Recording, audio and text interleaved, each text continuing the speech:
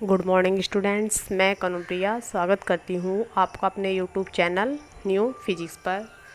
तो आज हम कक्षा 8 में अध्याय 8 राशियों की तुलना पढ़ने जा रहे हैं। इसी से रिलेटेड कुछ क्वेश्चंस हमने कल किए थे, तो आज हम करने जा रहे हैं प्रश्नावली 8.2। यहाँ पर क्वेश्चन नंबर 1 है, एक व्यक्ति के वेतन में 10% वृद्धि होती है। कोई भी व्यक्ति है और उस व्यक्ति के वेतन में 10% की क्या हो गई है, वृद्धि हो गई है।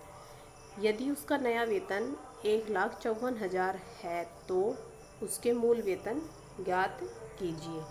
अब क्या करना है, यदि उसका जो अब का वेतन है 10% वृद्धि के पश्चात जो उसका वेतन है वो है 1,54,000, तो हमें उसको क्या ज्ञात करना है, हमें उसका मूल वेतन जो उसका वेतन पहले था वो हमें ज्ञात करना है। तो देखिए कैसे ज्ञात करते हैं। हम मान लेते हैं कि माना जो मूल वेतन है वो कितना है, माना मूल वेतन 100 है। तो देखिए सॉल्यूशन में लिखा हुआ है माना मूल वेतन बराबर हमने कितना मान लिया है 100। अब इस 100 में कितने की वृद्धि हुई है, 100 में वृद्धि हुई है 10 की। तो वृद्धि वेतन जो होगा वो होगा इस 100 का 10%। तो जैसे ही आप 100 का 10% निकालते हो तो 100 का 10% कैसे निकालेंगे, 100 मल्टीप्लाई 10 और अपॉन में क्या आएगा 100। 100 से 100 कट हो जाएगा तो बचेगा कितना 10। तो कितने रुपए बच चुके हैं यहाँ पर 10। तो अब हम क्या करते हैं, जो हमारा नया वेतन आया मूल वेतन में कितना जुड़ जाएगा, ये 10 जुड़ जाएगा। तो इसका मतलब है हमारा नया वेतन आ चुका है 100 में 10 प्लस करके 110 110। तो नया वेतन कितना हो गया है 110। कब, जब मूल वेतन कितना था 100 था। अब हम ऐसे मानते हैं, मान लीजिए जैसे आप मानते हो ना कि 5 पेन 10 रुपये के हैं और एक पेन कितने का है 10/5 का। तो सेम उसी तरीके से करना है। अगर आपका नया वेतन 110 था तो मूल वेतन कितना था 100। तो नया वेतन आप मान लो 1 है नया वेतन, तो मूल वेतन कितना होगा इस 100 के बटे में ये क्या आ जाएगा 110। अब हम मानते हैं जो लेकिन हमारे पास जो नया वेतन है वो कितना है 1,54,000। जब मूल वेतन कितना, अब मूल वेतन कितना होगा, तो ये आया आपके पास 100, ये आया आपके पास 110। तो इसका मतलब मल्टीप्लाई कर दोगे 1,54,000 की और आपके पास आ जाएगा 1,40,000। अतः व्यक्ति का जो मूल वेतन है वो कितना था, वो था 1,40,000। सबसे पहले आप मूल वेतन मानिए, मूल वेतन आपने 100 मान लिया है। अब आप 100 का जितना परसेंट भी बढ़ाया है या घटाया है, अगर बढ़ाया है तो आप ऐड कर दीजिए और अगर घटाया है तो आप उसको घटा दीजिए।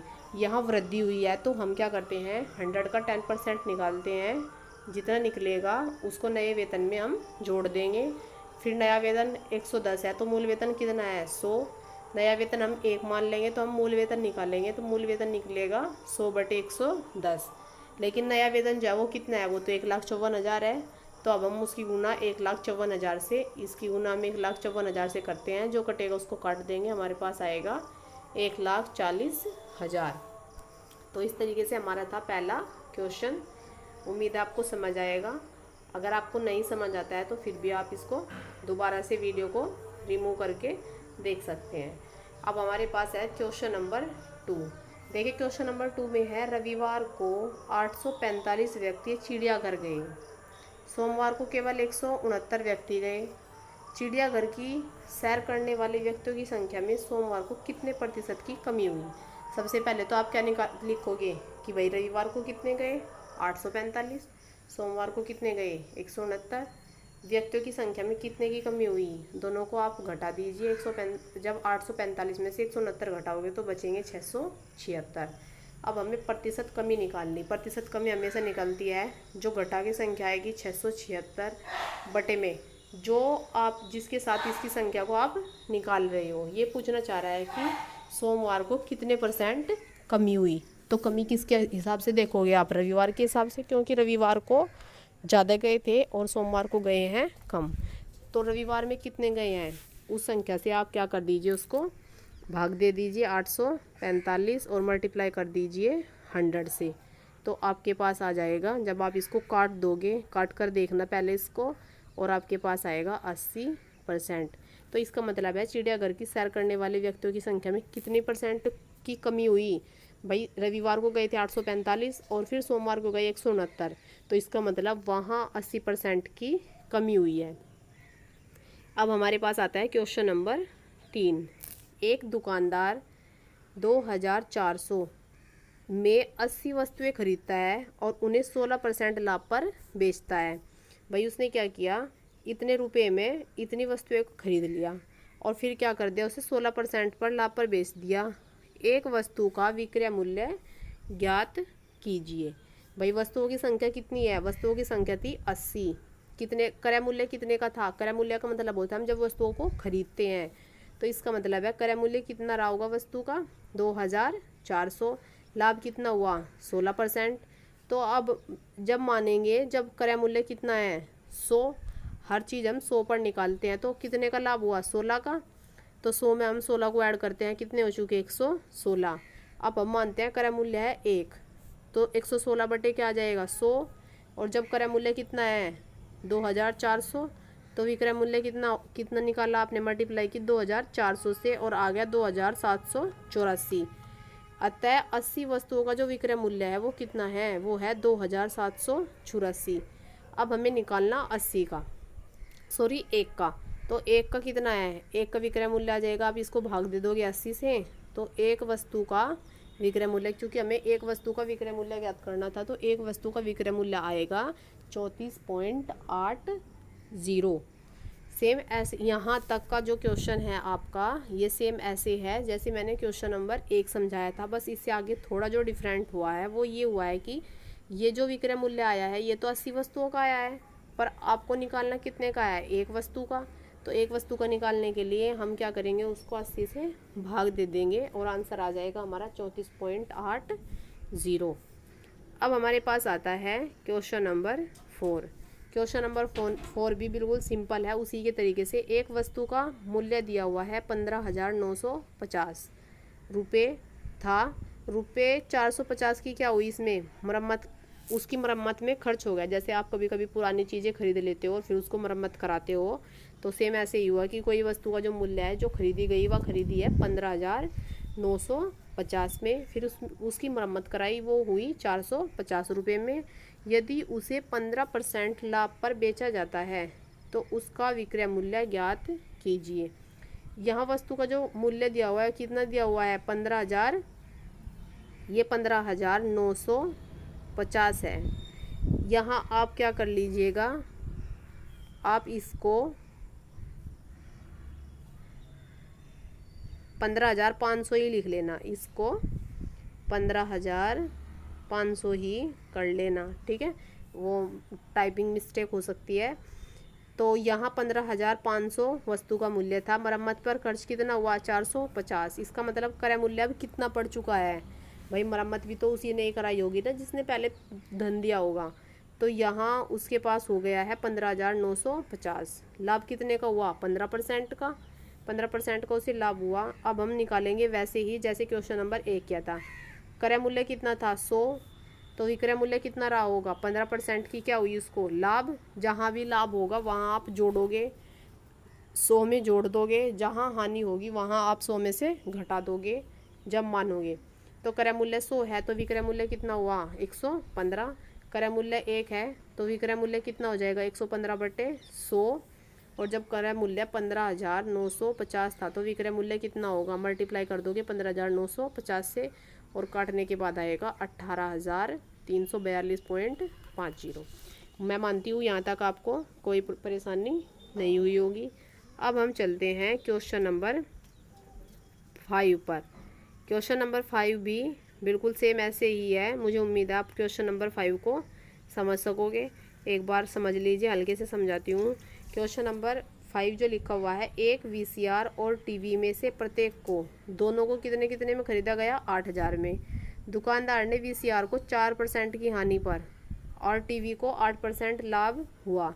इस पूरे लेन देन में लाभ अथवा हानि का क्या निकालना, आपको प्रतिशत ज्ञात करना। देखिए सबसे पहले VCR का निकालते हैं और फिर हम निकालेंगे टीवी का। VCR का क्रय मूल्य कितना है 8000 और टीवी का भी कितना है 8000। दोनों का कुल कितना हो चुका है, दोनों का हो चुका है 16000। VCR पर हानि कितनी हुई 4% की। तो सबसे पहले निकालते हैं VCR का। देखिए VCR माना प्रत्येक का क्रय मूल्य है 100, तो VCR का विक्रय मूल्य कितना होगा 4% की हानि हुई। तो अब हम 100 में से क्या करेंगे 4 को माइनस करेंगे, हमारे पास आ जाएगा 96। तो हमारे पास ये 96 आ चुका है। तो जब क्रय मूल्य 100 है तो विक्रय मूल्य कितना है 96। जब क्रय मूल्य 1 है तो विक्रय मूल्य 96/100। और जब 8000 है तो 96/100 और मल्टीप्लाई में 8000 आएगा और आ जाएगा आंसर 7680। अब ये तो हानि की बात हुई। वहीं टीवी को बेचने पर उसे क्या हुआ 8% का लाभ। तो आप क्या करोगे, टीवी का विक्रय मूल्य निकाल लोगे, 100 में क्या कर दोगे 8 को जोड़ दोगे 108। क्रय मूल्य 100 है तो विक्रय मूल्य 108, क्रय मूल्य 1 है तो विक्रय मूल्य 108/100 और क्रय मूल्य 8000 है तो विक्रय मूल्य 8000 से मल्टीप्लाई करके 8640।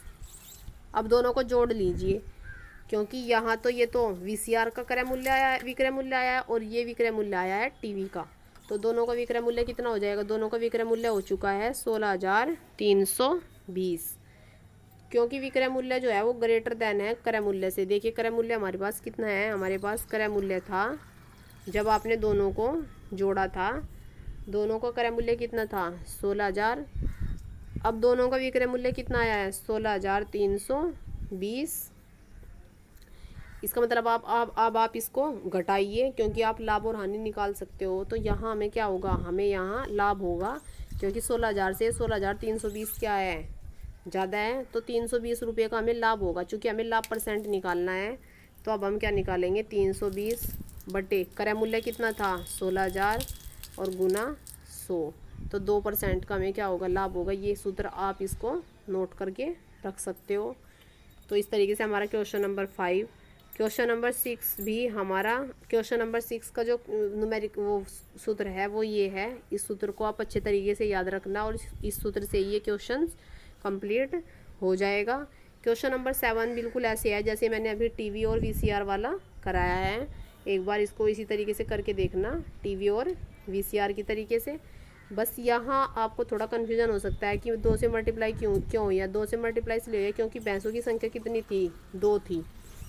तो सेम बिल्कुल टीवी और VCR की तरीके से ये क्वेश्चन है। और उसी तरीके से आपका ये क्वेश्चन नंबर 8 है, 9 है और 10 है। तो उम्मीद है आपको जो भी क्वेश्चन समझ नहीं आएगा तो आप उसको कमेंट बॉक्स में ज़रूर डाल दोगे। तो यही उम्मीद के साथ मैं आज की वीडियो को यहीं पर समाप्त करती हूँ।